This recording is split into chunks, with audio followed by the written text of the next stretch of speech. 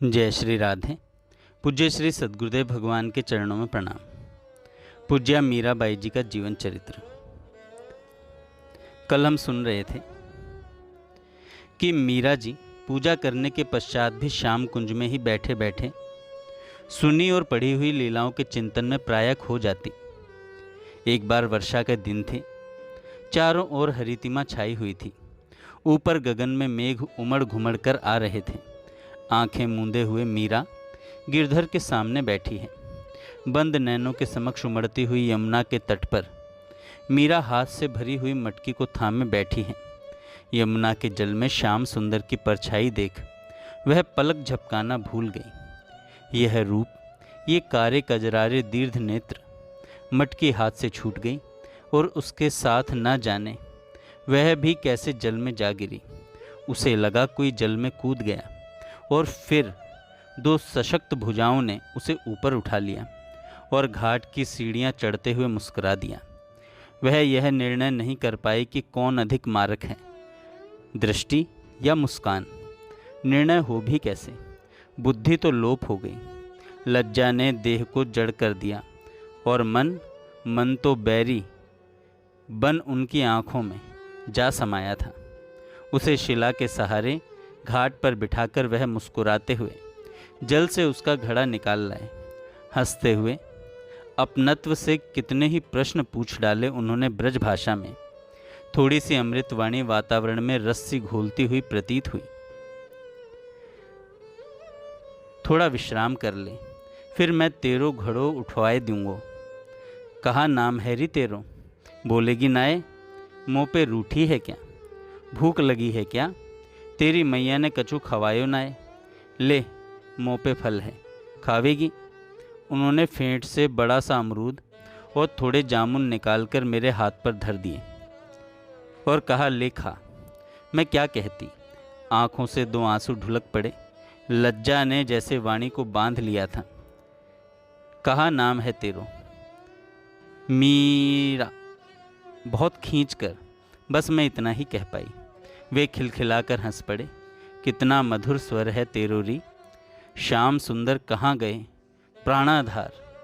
वह एकाएक चीख उठी। समीप ही फुलवारी से चंपा और चमेली दौड़ी आई और देखा मीरा अतिशय व्याकुल थी और आंखों से आंसू झर रहे थे।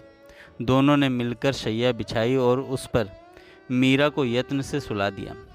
सायंकाल तक जाकर मीरा की स्थिति कुछ सुधरी तो वह तानपूरा ले गिरधर के सामने जा बैठी। फिर हृदय के उद्गार प्रथम बार पद के रूप में प्रसरित हो उठे। मेहा बरसबो करे रे, आज तो रमैया म्हारे घरे रे। नानी नानी बूंद मेघन बरसे, सूखा सरवर भरे रे। घना दिन सु प्रीतम पायो, बिछुड़न की मोह डर रे। मीरा कहे अति नेह जुड़ाओ, मैं लियो पुरबलो वर रे। पद पूरा हुआ तो मीरा का हृदय भी जैसे कुछ छलक आया हो। पथ पाकर जैसे जल दौड़ पड़ता है, वैसे ही मीरा की भाव सरिता भी शब्दों में ढलकर पदों के रूप में उद्दाम बह निकली और मीरा जी गा उठी। या मोहन के मैं रूप लुभानी, सुंदर बदन कमल दल लोचन, बाकी चितवन मंद मुस्कानी। जमुना के नीरे तीरे धेनु चरावे, बंसी में गावे मीठी बानी। तन मन धन गिरधर पर वारूं, तन मन धन गिरधर पर वारूं, चरण कवल मीरा लपटानी। मीरा अभी भी तानपूरा ले गिरधर के सामने श्याम कुंज में ही बैठी थी। वह दीर्घ कजरारे नेत्र, मुस्कान, उनके विग्रह की मदमाती सुगंध और वह रसमय वाणी सब मीरा के स्मृति पटल पर बार बार उजागर हो रही थी। मेरे नैना निपट बंक छवि अटके, देखत रूप मदन मोहन को पियत पियुख न भटके। बारिज भवा अलख टेढ़ी मनो, अति सुगंध रस लटके। टेढ़ी कटी टेढ़ी कर मुरली, टेढ़ी पाग पर लटके। टेढ़ी पाग लर लटके, मीरा प्रभु के रूप लुभानी, गिरधर नागर नटके। मीरा को प्रसन्न देखकर मिथिला समीप आई और घुटनों के बल बैठकर धीमे स्वर में बोली, जीमण पधराऊं बाईसा, क्या भोजन लाऊं। हाँ मिथुला, अभी थोड़ा ठहर जा। मीरा के हृदय पर वह छवि बार बार उभर कर आती थी। फिर उसकी अंगुलियों के स्पर्श से तानपुरे के तार झंकृत हो उठे। अरे मिथुला, थोड़ा ठहर जा, अभी प्रभु को रिझा लेने दे। कौन जाने ये परम स्वतंत्र कब भाग निकलें। आज प्रभु आए हैं तो यहीं क्यों ना रख लें। मीरा जैसे धन्य अति धन्य हो उठी। लीला चिंतन के द्वार खुल गए और अनुभव की अभिव्यक्ति के भी। दिन पर दिन उसके भजन पूजन का चाव बढ़ने लगा।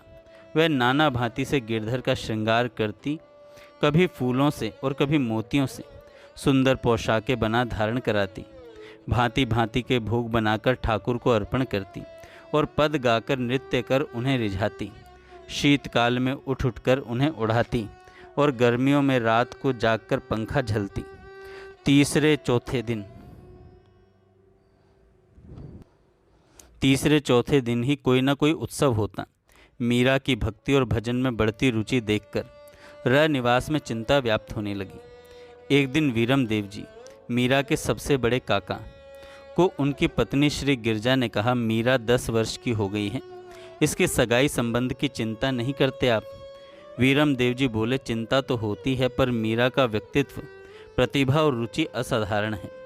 फिर बाबूसा मीरा के ब्याह के बारे में कैसा सोचते हैं, पूछना पड़ेगा। बड़ी माँ ने कहा, बेटी की रुचि साधारण हो या असाधारण, पर विवाह तो करना ही पड़ेगा। वीरम देव जी ने कहा, पर मीरा के योग्य कोई पात्र ध्यान में हो तो ही मैं अन्नदाता हुक्म से बात करूं। बड़ी माँ बोली, एक पात्र तो मेरे ध्यान में है, मेवाड़ के महाराज कुंवर और मेरे भतीजे भोजराज। क्या कहती हो, हंसी तो नहीं कर रही? अगर ऐसा हो जाए तो हमारी बेटी के भाग्य खुल जाएं। वैसे मीरा है भी उसी घर के योग्य। प्रसन्न हो वीरम देव जी ने कहा, गिरजा जी ने अपनी तरफ से पूर्ण प्रयत्न करने का आश्वासन दिया है। मीरा की सगाई की बात मेवाड़ के महाराज कुंवर से होने की चर्चा रह निवास में चलने लगी। मीरा ने भी सुना। वह पत्थर की मूर्ति की तरह स्थिर हो गई। थोड़ी देर तक वह सोचने लगी, माँ ने ही बताया था कि तेरा वर गिरधर गोपाल है और अब माँ ही मेवाड़ के राजकुमार के नाम से इतनी प्रसन्न है, तब किससे पूछूं? वह धीमे कदमों से दूदाजी के महल की ओर चल पड़ी। पलंग पर बैठे दूदाजी नाम जप कर रहे थे। मीरा को यूं अप्रसन्न सा देख बोले, क्या बात है बेटा? बाबूसा, एक बेटी के कितने बींद होते हैं? दूदाजी ने स्नेह से मीरा के सिर पर हाथ रखा और हंसकर बोले, क्यों पूछती हो बेटी? वैसे एक बेटी के एक ही बींद होता है। एक बींद के बहुत सी बींदनियाँ तो हो सकती हैं, पर किसी भी तरह एक कन्या के एक से अधिक वर नहीं होते। पर क्यों ऐसा पूछ रही हो? बाबूसा, एक दिन मैंने बारात देख माँ से पूछा था कि मेरा बींद कौन है। उन्होंने कहा कि तेरा बींद गिरधर गोपाल है। और आज उसने हिलकियाँ के साथ रोते हुए अपनी बात पूरी करते हुए कहा, आज भीतर जब मुझे मेवाड़ के राजकुंवर को ब्याहने की बात कर रहे हैं। दूदाजी ने अपनी लाडली को चुप कराते हुए कहा, तूने भाबू से पूछा नहीं? पूछा तो वह कहती है कि वह तो तुझे बहलाने के लिए कहा था। पीतल की मूरत भी कभी किसी का पति होती है। अरे बड़ी माँ के पैर पूज, यदि मेवाड़ की राजरानी बन गई तो भाग्य खुल गया समझ। आप ही बताइए बाबूसा, मेरे गिरधर क्या केवल पीतल की मूरत है? संत ने कहा था न कि यह विग्रह मूर्ति भगवान की प्रतीक है। संत ने कहा था ना कि यह विग्रह भगवान की प्रतीक है। प्रतीक वैसे ही तो नहीं बन जाता, कोई हो तो ही उसका प्रतीक बनाया जा सकता है। जैसे आपका चित्र कागज भले हो, पर उसे कोई भी देखते ही कह देगा कि यह दूदाजी राठौड़ हैं। आप हैं तभी तो आपका चित्र बना है। यदि गिरधर नहीं है तो फिर उनका प्रतीक कैसा? भाबू कहती है, भगवान को किसने देखा है, कहाँ हैं, कैसे हैं? मैं कहती हूँ बाबूसा, वो कहीं भी हों, कैसे भी हों, पर हैं, तभी तो मूरत बनी है, चित्र बनते हैं। ये शास्त्र, ये संत सब झूठे हैं क्या? इतनी बड़ी उम्र में आप क्यों राज्य का भार बड़े कुंवर साहब पर छोड़कर माला फेरते हैं? क्यों मंदिर पधारते हैं? क्यों सत्संग करते हैं? क्यों लोग अपने प्रियजनों को छोड़कर उनको पाने के लिए साधु हो जाते हैं? बताइए ना बाबूसा। मीरा ने रोते रोते कहा, हेरी माँ दर्द दीवाणों, मारो दर्द न जाने कोई, घायल री गति घायल जाने, हिबड़ो अगण संजोए, जोहर गत जोहरी जाने, क्या जाने जन जोए, जन खोए, मीरा री प्रभु पीर मिटेगी, जब वैद सांवरिया होए। राव दूदाजी अपनी 10 वर्ष की पौत्री मीरा की बातें सुनकर चकित रह गए। कुछ क्षण तो उनसे कुछ बोला नहीं गया। आप कुछ तो कहिए बाबूसा, मेरा जी घबराता है, किससे पूछूं यह सब। भाबू ने पहले मुझे क्यों कहा कि गिरधर ही मेरे वर हैं, और अब स्वयं ही अपने कहे पर पानी फेर रही हैं। जो हो ही नहीं सकता उसका क्या उपाय है, आप ही बताइए।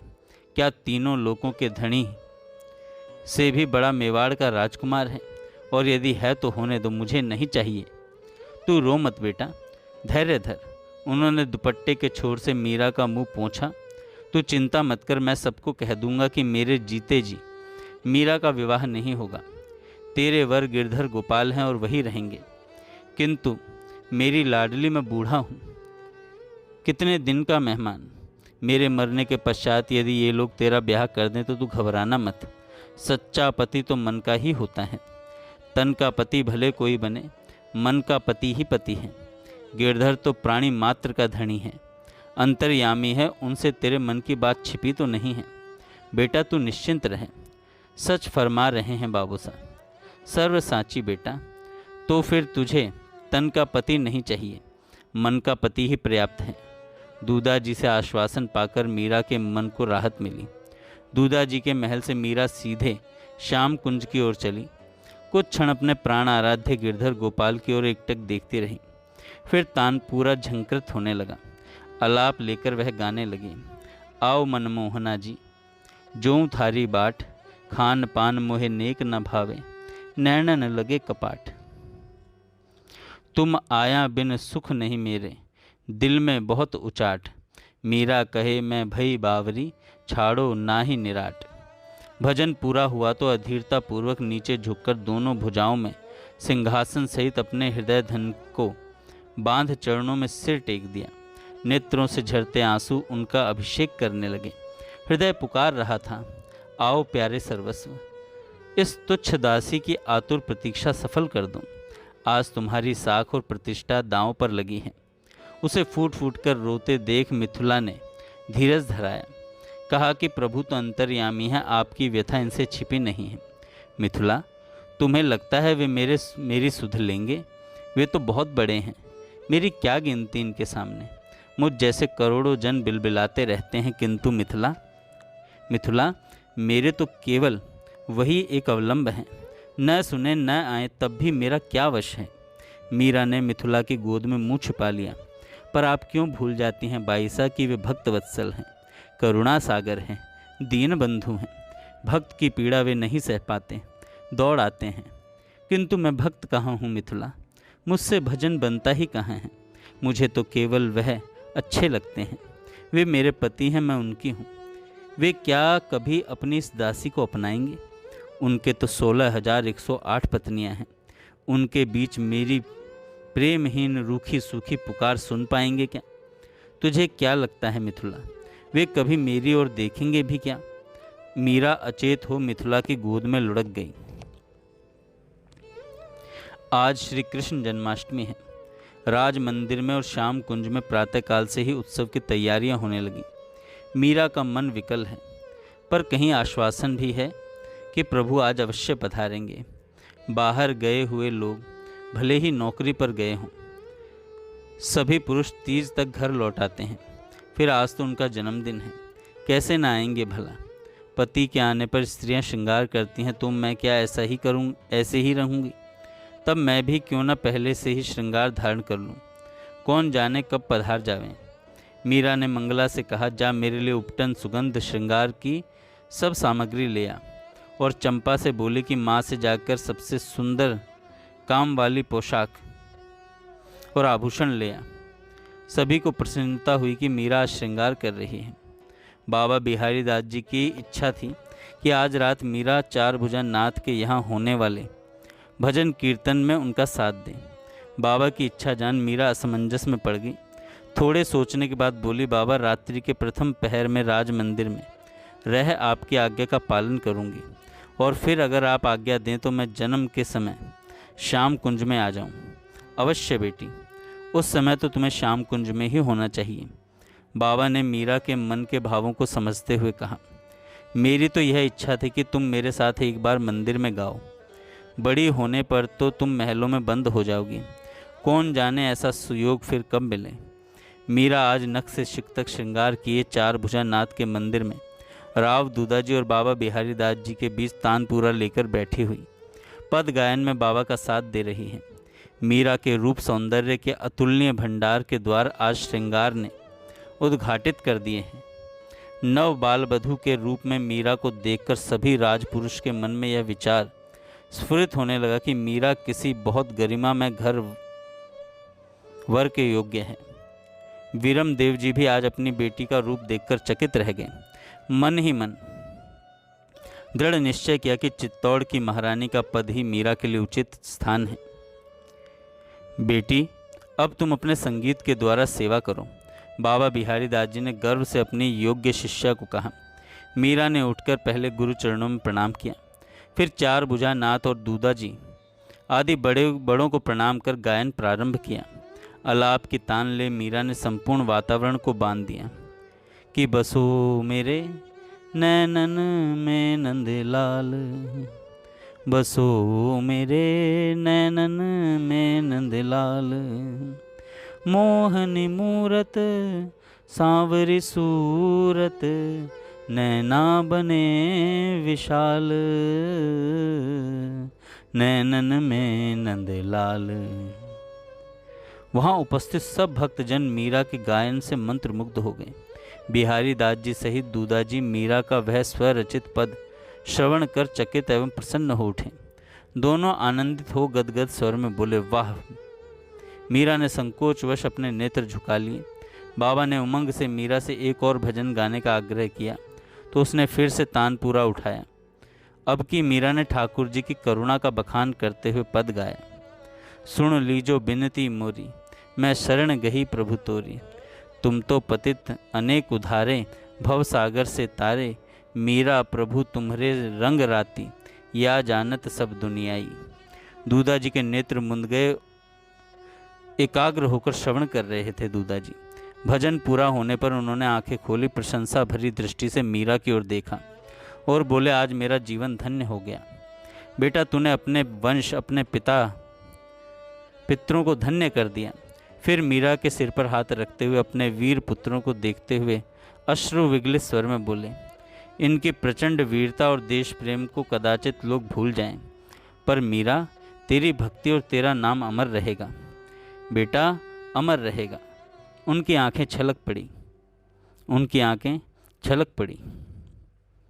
आगे हम कल सुनेंगे।